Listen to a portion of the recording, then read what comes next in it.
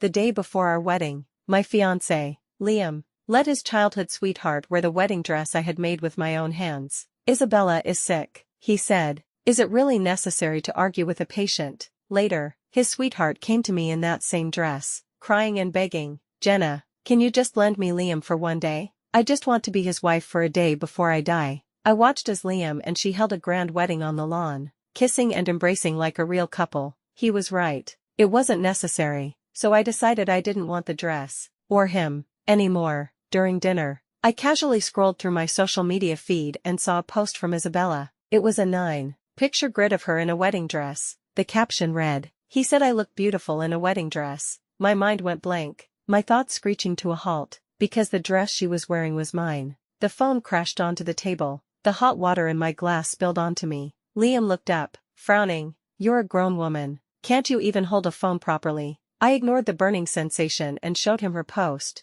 My voice strained. Why is Isabella wearing my wedding dress? Oh, she saw the pictures of the dress you sent me. She said she really liked it and wanted to try it on, so I gave it to her. He then picked up his phone, a small smile playing on his lips, and liked her post. He didn't see my scalded skin, nor the utter devastation in my heart. His eyes were only for her. The burning pain on my skin seemed to vanish, replaced by a sharp, tearing ache in my chest. Liam continued eating, unconcerned. Just make another one. It's not a big deal. Tears welled in my eyes. I dug my nails into my palms to keep them from falling and screamed at him. You know what this dress means to me. How could you just give it to her without asking? He slammed his chopsticks down, his patience wearing thin. Jenna, be more considerate. Isabella is sick. Is it really necessary to argue with a patient? Be more considerate. I couldn't help but let out a self-deprecating laugh. How much more considerate could I be? For the past 6 months, ever since she was diagnosed with a terminal illness, she had become increasingly dependent on him. She needed him to cook for her, to tuck her in at night, even on special occasions like Valentine's Day. She needed him by her side. I had been hurt. I had been angry, but every time, the words, "She's a patient," would extinguish my feelings like a drop of water on a flame. In his eyes, how could a healthy person like me argue with someone who was terminally ill? At first, he would patiently comfort me. Jenna, I know you feel wronged. I don't want this either. But we grew up together, and she's so sick, I can't just abandon her, just pretend I'm acting. Okay, but as time went on, his guilt faded, replaced by a sense of entitlement. She's dying. What's wrong with fulfilling a few of her wishes? Even when those wishes were unreasonable, he never refused. I'm afraid that in all his acting, he started to believe the role. And now, even our wedding dress had to be given to her. He knew I had spent 3 months making that dress, from the design to the tailoring. I had poured my heart and soul into it, but because she wanted it, he had given it to her without a second thought. I suddenly felt that my compromises over the past 6 months had been a joke. I had been understanding of her, a young woman with an incurable disease, and had given way at every turn. I had pitied him for being caught in the middle and had swallowed all my grievances, but all I got in return was her escalating demands and his deepening betrayal. I was tired. I didn't have the energy to make another wedding dress. And I didn't have the energy to argue with him anymore. I had lost my appetite. I got up and went to my room. I opened the job offer in my email and stared at it for a long time before finally clicking. Except, it was ironic. At a recent wedding dress design competition, each contestant had to submit 2 works. The top 3 designers would receive a lifetime offer from Rosa, the world's leading bridal brand. The dress I had poured my heart into for myself was unexpectedly rejected, while a misty, ethereal design inspired by a spontaneous trip had won second place. The judge's comment was, "A free and unrestrained self, unbound by definitions." I was surprised at the time, but also very happy. On one hand, this offer was something I had been dreaming of for a long time. Rosa was the top brand in the industry. I could learn so much there, and the benefits were excellent. On the other hand, her family business had failed. She couldn't stay abroad any longer. When she found out that he had made a comeback, she had returned and latched onto him.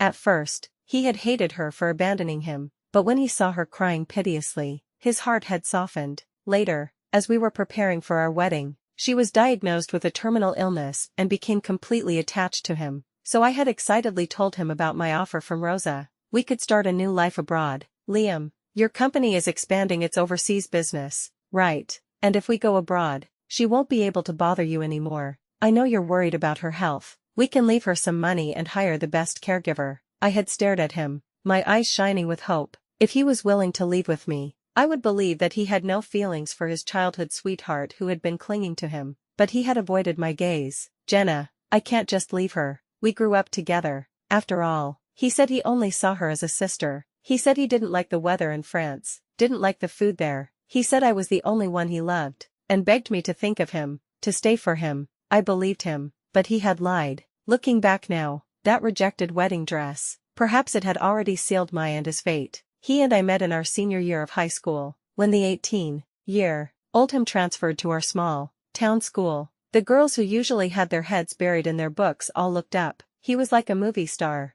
Even in our plain blue and white school uniform, he was devastatingly handsome, but he had an aura about him, like the cold winter sun, distant and aloof. My deskmate was on sick leave, so he naturally sat next to me. After that day, the whole school knew about the handsome transfer student from the capital. The bold, outgoing girls confessed their feelings to him one after another, and one after another, they left in tears. His rejections were direct and cold. Because of this, some of the troublemakers in the school would mutter, "What's so great about being from the capital?" These were the usual suspects on the school's disciplinary list. Perhaps because they were wary of his background, they only dared to curse him under their breath, but he paid them no mind, just sat at his desk, silently drawing. We rarely spoke. The only time was one rainy day after school. He didn't have an umbrella. I hesitated for a moment, then handed him the one in my bag. "Here, you can have it. My dad is picking me up later." He glanced at me and said coldly, "Mind your own business," before walking out into the rain. I was so angry my face turned red. I decided I would never speak to him again. Later, rumors about him started to spread. They said he wasn't a rich kid at all. His family had gone bankrupt, his parents' company had run into trouble, they owed a lot of money, and they had jumped off a building. Even his childhood sweetheart, afraid of being associated with him, had hastily left the country with her family. That was why he had been sent to this small town to live with his grandparents. The school's troublemakers, no longer intimidated, started to bother him constantly, calling him a jinx. From then on, we heard about them fighting almost every day. Once, on my way home, I saw him surrounded by a group of them. He was starting to get overwhelmed and fell to the ground. Remembering his cold gaze from before, I was about to turn and walk away, but then I saw him curled up on the ground, beaten so badly, but not making a sound, like a stubborn, dying animal. My heart softened. I secretly called the police. The sound of police sirens soon filled the air, and the troublemakers scattered, cursing. I ran to his side and found his face covered in blood. He was lying on the ground, his eyes closed, motionless. I panicked, calling his name over and over, my voice choked with sobs. Even though he was annoying, I never wanted him to get hurt. He slowly opened his eyes, his voice hoarse. "I'm not dead yet. Stop crying." I breathed a sigh of relief and tried to help him up to take him to the hospital, but he pushed me away, his voice muffled. "Didn't you hear them? It's all true. I am a jinx. Stay away from me. You'll become unlucky too. I'm a rationalist. I don't believe in that stuff. I think you're a good luck charm. Ever since you became my deskmate, the teacher's attention has been on you. She doesn't criticize me anymore." My words made him laugh. He laughed for a moment, then fell silent. He suddenly whispered, "I'm sorry." After that, our relationship improved, though he was still very sarcastic. I don't remember when I started to have feelings for him. Maybe it was the summer before graduation. The troublemakers, who had been released from juvenile detention, found out I was the one who had called the police and cornered me in an alley. I was terrified, backing away step by step. When I had nowhere else to go, I closed my eyes in fear, but the pain I expected never came. With a grunt, he appeared, shielding me, taking the blow for me. The price was a shattered right hand from a steel pipe. He would never be able to draw again. I held him, sobbing uncontrollably. "Your hand." He lifted his left hand and gently wiped away my tears. "As long as you're okay." Seeing that I couldn't stop crying, he forced a smile and teased, "You feel that bad? Then, be my girlfriend." I was stunned. I met his smiling eyes, and my heart skipped a beat. "Okay." He was also stunned. He didn't seem to expect me to agree. He stared at me for a long time, his eyes growing darker. Then he leaned down and kissed me, and just like that, we were together. I helped him walk out of the shadows of his past, and together, we revived his family's company. And because of him, I chose to major in fashion design in college, wanting to carry on his dream. But in the end, He forgot the reason I had designed the wedding dress in the first place, and gave it to his childhood sweetheart, to have a wedding with her. The head office of Rosa called me to ask when I could start. I glanced at the calendar on my phone. The 7th of next month, I replied. The 7th of next month was the day of my wedding with him. Perhaps I still held a sliver of hope for him, or perhaps I just wanted to completely give up. I decided to give our 8-year relationship a proper ending. After hanging up, I lay on the bed, exhausted, but I couldn't sleep. I thought he would go to the hospital to be with her, as he usually did, but he was only gone for a short while before he returned, holding a tube of burn cream. It turned out he had noticed my burn. He sat on the edge of the bed and took my reddened arm. "Why didn't you tell me you got burned?" I looked at the pity in his eyes and found it somewhat amusing. Before, when I was loved, I was just like any other girl, a little delicate, needing to be coaxed, but ever since his childhood sweetheart returned, I seem to have lost that privilege. I remember once, I was working late and felt a little light-headed as I was leaving the office. I stumbled and fell, my knee scraping against the ground, the pain so sharp I couldn't get up. I called him, my voice choked with tears, and asked him to pick me up, but he had just sighed on the other end of the line. "Jenna, don't be so dramatic. I'm really busy. How bad can a fall be? Do you know that she is in so much pain she can't even eat?" I was about to explain when I heard her voice in the background. "Liam, feed me. I feel a little better," he had replied gently. "Okay, that's a good girl." The sharp pain in my knee seemed to vanish in that moment, replaced by a twisting ache in my heart, so intense I could barely breathe. I hung up before the tears could fall. A kind stranger helped me up and I took a taxi home, and now he was asking me why I hadn't told him I was hurt. I lowered my head and didn't speak, perhaps sensing my coldness. He explained as he applied the cream. "I'm sorry, Jenna, I was out of line earlier. Haven't you always wanted to see that musical? Let's go see it tonight." "Okay." My nose stung. I blinked hard to keep the tears from falling. The truth was, I hadn't liked that musical at first. When he was injured and recovering, he was very depressed and had lost interest in everything. I had read many books to him, and his favorite was the novel that the musical was based on. It was because of him that I had come to like the novel, and later, the musical. A friend of mine worked at the theater and, knowing I liked the musical, had given me 2 tickets. I had excitedly asked him to go with me and had even worn the same dress I had worn back then, but after work, he told me he had accidentally lost the tickets. I didn't think much of it at the time, just felt a little disappointed, but that night, I saw a new post from her. It was a picture of 2 hands, intertwined. On the man's right hand was a faint scar, a scar I knew all too well, and the caption was a famous line from the musical. "Say you'll share with me one love, one lifetime. Say the word and I will follow you." I pulled my hand away. "No, I don't like it anymore." He was stunned for a moment, muttering, "What? You don't like it? But you've liked that musical for years. How can you not like it anymore?" He became agitated.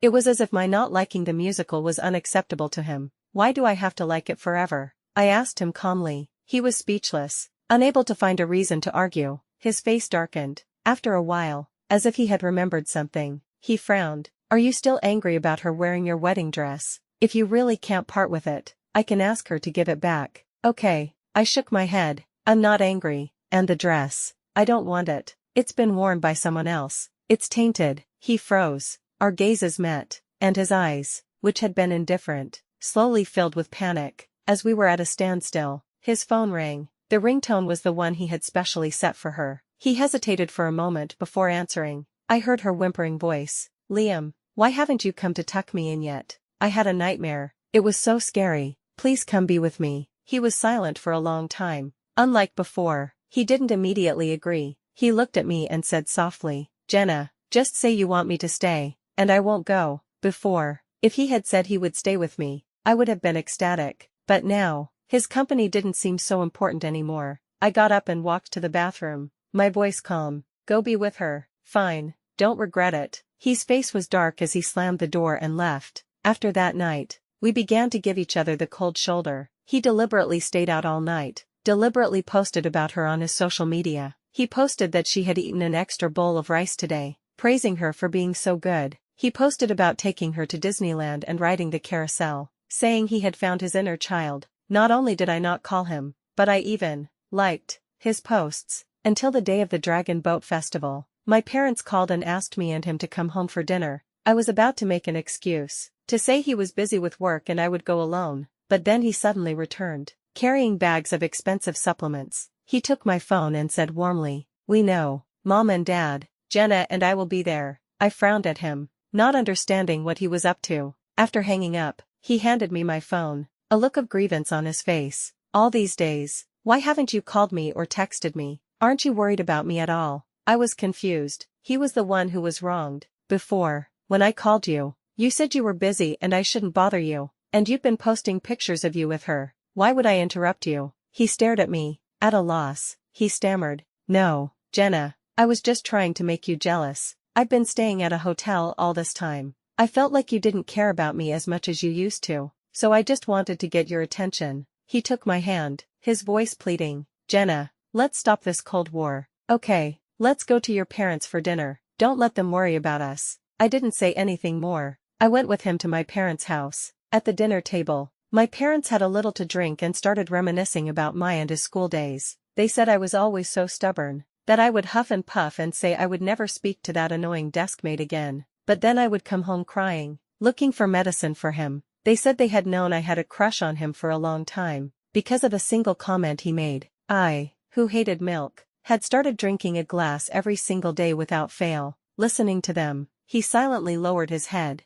a look of guilt in his eyes. On the way back, he took my hand. "Jenna, let's go buy another wedding dress." He took me to a bridal shop, and I tried on one dress after another. His eyes sparkled, as if we were back in the early days of our love. "My wife looks beautiful in everything." I pressed my lips together, and just as I was about to speak, his phone rang. It was the hospital. He answered, and his face suddenly changed. "What did you say?" "She is missing. Miss Miller seems to have suicidal thoughts. She was asking where the nearest beach was, and then she disappeared." His hand, holding the phone, trembled. He rushed out in a panic. This was the second time I had seen him like this. The first was when I was being cornered by those troublemakers. He had rushed over in the same panicked state. As he was running out, he finally remembered me. He ran back, shoved a black card into my hand, and said quickly, "Jenna, buy whichever one you like. She's in trouble. I have to go find her." With that, he was gone. I stared at his retreating back, not trying to stop him. Fortunately, I hadn't been foolish enough to believe him again. Otherwise, I would have been disappointed again. I dug my nails into my palms and blinked hard. "Ma'am, do you still want the dress?" A sales assistant, who had witnessed the whole thing, came over, her voice full of pity. "No." I turned stiffly, changed out of the wedding dress, and took a taxi to the beach. A crowd had gathered, gossiping and cheering. "Just say yes to your girlfriend. All girls get upset sometimes. Just coax her a little." In the middle of the crowd, she, in a long white dress, stood with tears in her eyes, looking at him, waiting for his response. I couldn't see his expression, only saw him slowly bend down and, to the delight of the crowd, kiss her on the lips. A cheer erupted around them. Only my heart felt as if it had been torn open. My raw, bleeding sincerity laid bare for all to trample. The cheerful atmosphere came to an abrupt end, because I had walked over. I pulled him away and slapped him hard. "We're over. You two can continue." Before he could react, she, her eyes red with pity, shouted at me, "It's not his fault. You." Smack. Before she could finish, another slap landed on her face. "Are you satisfied now?" With that, I turned and walked away without looking back. When disappointment accumulates, even the deepest love will fade. I should have woken up long ago. After taking her home, he rushed back. Seeing me packing my bags, he ran over and grabbed my hand in a panic. "Jenna, I don't agree to a breakup." I violently shook his hand off and said coldly, "So, you want to cheat for the thrill, and you want me to pretend nothing happened and stay with you?" My direct, sharp words made his face turn pale. He lowered his voice. "No, Jenna, I can explain. She was threatening to kill herself. I was afraid of provoking her. That's why I did it. You were angry just now, and you even hit her. She's sick. How could you do that? Are you not at fault too?" As he spoke, as if he had finally found a flaw in me, he became more and more agitated. I couldn't help but let out a bitter laugh. I was wrong. To have expectations of someone who didn't deserve them, that was my biggest mistake. Meeting my gaze, he suddenly broke down. "Jenna, don't look at me like that. Please, just talk to me. If you're still angry, you can keep hitting me, until you're not angry anymore. Okay." He took my hand and started slapping himself with it, but I was just so tired that I couldn't say a word. I just felt dizzy, my head getting heavier and heavier. Before I lost consciousness, the last thing I saw was his panicked face. When I woke up again, I was in the hospital. He excitedly held my hands. Jenna, we're having a baby. Seeing no joy on my face, his smile froze, and he lowered his head dejectedly. After a while, as if he had made a decision, he knelt by my bed and said, his voice choked, Jenna, I'm sorry, I was wrong. For the sake of our child, please give me one more chance. Okay, I promise you, I will never have any contact with her again. I won't interfere in her life anymore. Just forgive me this one time. Okay. He took out his phone and, in front of me, blocked her. I gently stroked my belly, tears silently falling. Baby, you came at the wrong time. He started to cry too, as if he truly regretted his actions. I looked out the window. The streets were familiar, but the people were not. I knew that breaking up with him would not be easy, and I knew that she would not give up so easily. So, I had to be clear-headed and pull myself out of this mess. I turned my head and said softly, okay, I'll believe you one more time. If you lie to me again, I will never forgive you. He was stunned for a moment, then quickly swore, I promise there won't be a next time. Jenna, I wouldn't be foolish enough to throw away our relationship of so many years. He didn't know that I knew him better than he knew himself. His promises were worthless. After returning home, he seemed to have transformed into a model husband. He cooked 3 meals a day and came home from work on time to be with me. He meticulously handled all the wedding arrangements, saying he wanted to give me the most perfect wedding. The wedding dress I had tried on at the boutique, he had also bought and brought back. Everything seemed to be moving in the right direction, but 3 days before the wedding, she, wearing the wedding dress I had designed, stood outside our house in the pouring rain. She was like a damsel in distress, waiting for her prince to rescue her. I asked him, aren't you going to go check on her? He looked away, his voice stiff. She's an adult, she should learn to take care of herself. But if you listened closely, you could hear the pity in his voice. She was pounding on the door, crying piteously. Jenna, I'm sorry about last time. I'm apologizing to you. I know I shouldn't be bothering you, but the doctor said I don't have much time left. Can you just lend me him for one day? I just want to be his wife for a day before I die. I'll never bother you again after that. He was stunned. He looked up at the door, his lips trembling. Seeing no response, she let out a desolate laugh. Forget it. It doesn't matter. I'm dying anyway. I'll just have to leave with this one regret. She stumbled away, her fragile body swaying in the rain like a wilting flower. He couldn't take it anymore, he said, as if to me, and as if to himself, his voice anxious. What is she talking about? I told her not to bother us again. By the end, he said quickly, I'll go get rid of her. You don't have to worry about it, and ran out. When he came back, his clothes were soaked, and he smelled faintly of roses. He forced a smile at me. She won't be bothering us again. Whether she lives or dies, it has nothing to do with me. Jenna, don't worry. I nodded, not asking what had just happened. The next morning, he hesitated several times, as if he didn't know how to begin. I asked him considerately, what's wrong? He pressed his lips together, a worried look on his face. Something came up at the company. I have to go on a business trip, he added. It won't affect the wedding. He didn't know that he had a habit of pressing his lips together when he lied, but I still said, it's okay, you go. Actually, I was just about to tell you that we shouldn't be living together before the wedding, so I'll just go stay with my parents for a couple of days and come back on the wedding day. After all, it takes 2 to put on a show. He breathed a sigh of relief, gave me a few instructions, and then hurried off. And after he left, I scheduled an abortion. When I woke up after the procedure, it was already evening. I gently stroked my flat stomach, a hollow feeling in my chest. My phone suddenly vibrated. It was from her, a blatant provocation. Jenna, you're so kind. Thank you for being willing to lend me him. I'll be sure to have a wonderful wedding with him, in the dress you designed. I hope I have your blessing. Oh, I forgot he told me not to say anything. Please don't be angry. It wouldn't be good for the baby. Even though I had already had the abortion, the wound still ached with a sickening pain. I pretended to be clueless and replied in disbelief. What do you mean? You're lying, right? He told me he was on a business trip. Seeing my reaction, she was even more delighted. She sent me several pictures and videos. A picture of his profile as he slept beside her. A picture of their wedding venue on a tropical island, with a sign that read,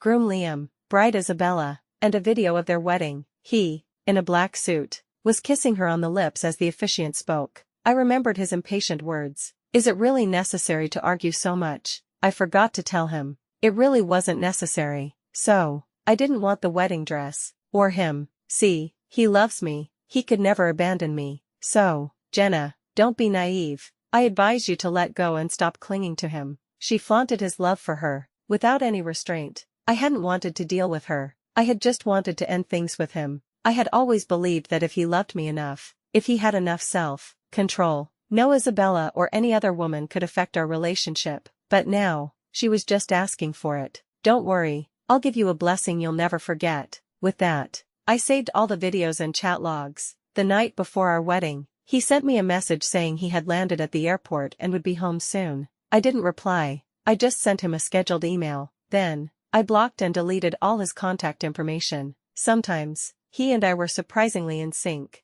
Like now, we were both at the airport. Except my destination was France. On the day of the wedding, he woke up early. For some reason, he was filled with a sense of dread, as if he were about to lose something very important. He told himself it was just pre-wedding jitters. He had given her a wedding too, but that was just to appease her. It didn't count. Today's wedding was the one he had been looking forward to. After the wedding, he and I would be a real family, with their child. He told himself he would make it up to me, that he would be a good husband, that he would never hurt me again. As for her, he had done more than enough. He admitted that he had always known about her feelings for him, and his feelings for her were not purely platonic either. At times, he had been tempted, but he already had me. But fortunately, they had the childhood sweethearts excuse. He could indulge himself and engage in all sorts of ambiguous behavior with her. Even when I was hurt, when I was angry, when I confronted him, he could always find a reason to refute me, to stand on the moral high ground and accuse me. But he had never thought that there are no secrets that can be kept forever. What if I found out he had lied to me?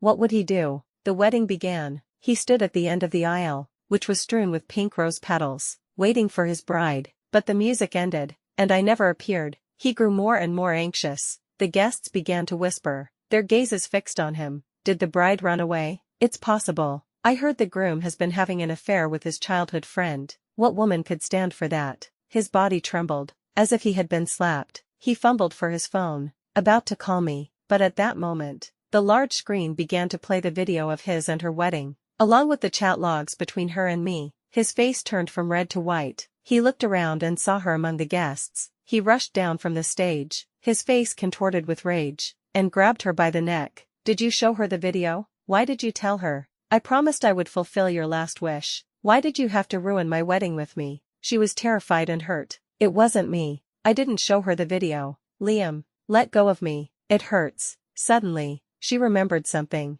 It must have been her. She wants to ruin us both. Her words were like a knife, stabbing into his heart. The pain so intense he could barely breathe. He let go of her. His tall frame seemed to shrink. He muttered to himself, no, she wouldn't be so cruel. He seemed to have convinced himself that it was her who had ruined the wedding. She, stung by the apathetic stares of the crowd, instinctively tried to run, but at the entrance, she was met by several police officers. She turned, her heart pounding. The police surrounded her. Isabella, please come with us. Someone has reported you for forging a medical record. We need you to cooperate with our investigation. Hearing this, her face turned ashen, her lips trembled, but she couldn't say a word. He finally snapped back to reality. He glared at her. You faked it. You were never terminally ill. He lost his mind and lunged at her, wanting to hit her, but he was stopped by the police. Any more trouble, and you're coming with us. He collapsed to the floor, covering his face in agony. His phone suddenly chimed. He excitedly picked it up,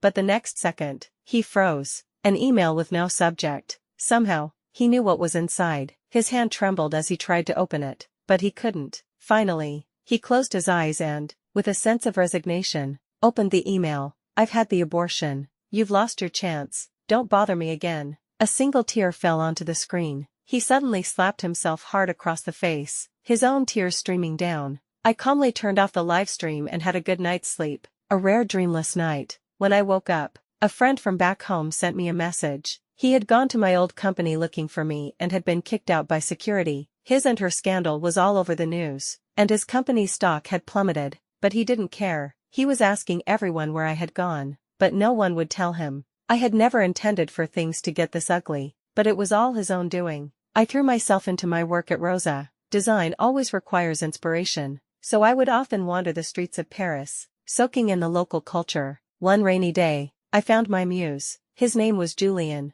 I was on my day off, and I had stopped at a coffee shop. I was just going to grab a coffee and leave, but then it started to rain. I couldn't leave, so I sat by the window and read a book. Later, the rain stopped. I stood up, and a young, handsome Chinese man stopped me. He smiled shyly. "Miss, I drew a picture of you. It's a gift." I was taken aback. I looked at his sketchbook. It was only a partial profile, but it had been drawn with great care. I smiled at him. "Thank you. I love it." In return, I bought him dinner. Over the meal, we talked a lot. He was full of interesting stories. I found out he was a graduate student here. That night, he walked me home. It happened to be the first snow of the season in Paris, blanketing the streets in white. As we reached my building, I slipped on the icy pavement and almost fell. He quickly caught me. "Be careful." We were so close I could feel his warm breath. My face flushed. He was even shyer, stammering "See you next time." Before running off, I smiled to myself. As I turned, I saw a figure standing under a streetlight, already covered in a thin layer of snow. It was him. I wasn't surprised. I had known he was in Paris. He had been following me silently, never showing himself. I was getting tired of it, so I had used this opportunity to force him out. He just stood there, watching me, his eyes slowly turning red, as if he could finally look at me openly. "Jenna," he whispered my name, his voice trembling. I didn't speak, just looked at him. After 6 months, he had lost a lot of weight. He no longer had his former pride. He walked up to me, his voice hoarse. "You're in love with someone else, aren't you?" I asked calmly. "Does it have anything to do with you?" He seemed to have been hurt by my cold, distant demeanor. He said, his voice choked with tears, "Jenna, you can't fall in love with someone else." I was wrong. I really know I was wrong. You didn't want to see me, so for the past 6 months, I've just been following you secretly. As long as I could see you were safe, that you were happy, I was content. But today, when I saw that man approach you, I was so jealous I could have gone crazy. I can't accept you being with another man. I suddenly cut him off. "We've already broken up. You can't accept it." "But when we weren't broken up, and you were doing all those disgusting things with her, did you ever think that I couldn't accept it either?" He was stunned, his eyes filled with a deep sadness and regret. "Jenna, I'm sorry. I'm so sorry. I was a bastard, but I really can't live without you. We were together for 8 years. Please give me one more chance." "Okay." She has been arrested, sentenced to 3 years. She won't be bothering us anymore. I shook my head. "Liam, the problem between us was never her. It was you." He was thunderstruck, wanting to say something, but no words came out. Only tears silently fell. I didn't look at him anymore and turned to go upstairs. He suddenly shouted at my back, "Jenna, do you hate me?" I paused and turned to look at him. "I don't hate you, because I don't love you anymore." He left. That chapter of my life was closed. I had turned the page.